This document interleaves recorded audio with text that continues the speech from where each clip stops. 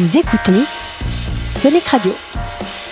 Je reçois Cathy Hunk, présidente d'une association qui vient en aide aux jeunes de 12 à 25 ans en situation de phobie scolaire. Bonjour Cathy.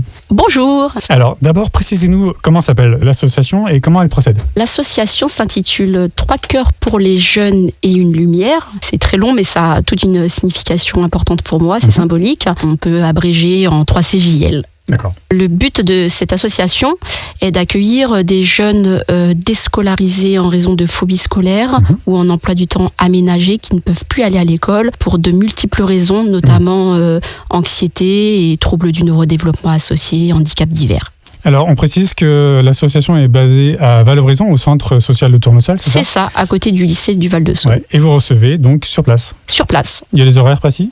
Alors, on est en train de finaliser tout ça avec la responsable de Val-d'Oraison. D'accord. On partirait dans un premier temps sur un accueil à la demi-journée toutes les semaines. En tout cas, contactez le centre social pour avoir plus d'informations.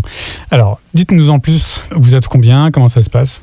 Alors, pour l'instant, je suis toute seule, présidente bénévole, avec un trésorier évidemment. Oui. Et par contre, je travaille aussi en étroite collaboration avec l'association de professionnels ARA et le collectif de mamans Les Extraordinaires. Oui, qui sont à Val-d'Oraison aussi. Exactement. Oui. Donc voilà, donc le réseau se crée. On va préciser ce qu'elles font parce que tout le monde ne connaît pas encore ce qu'elles font. Les Extraordinaires, je vous laisse en parler.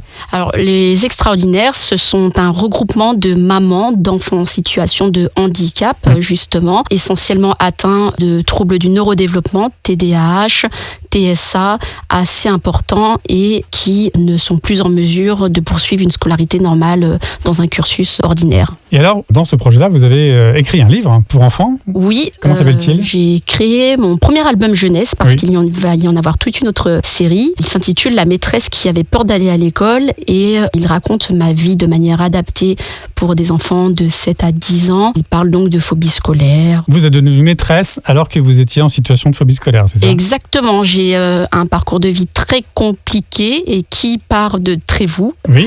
D'ailleurs, c'est une coïncidence. J'ai été hospitalisée à l'âge de 14 ans en réanimation, à l'âge de 15 ans en hôpital psychiatrique. Ok, parcours compliqué. Très compliqué et ma vocation s'est imposée à moi parce que j'ai été accompagnée par de brillants enseignants tout au long de ma jeunesse. Un chouette retour et donc les bénéfices de ce livre ?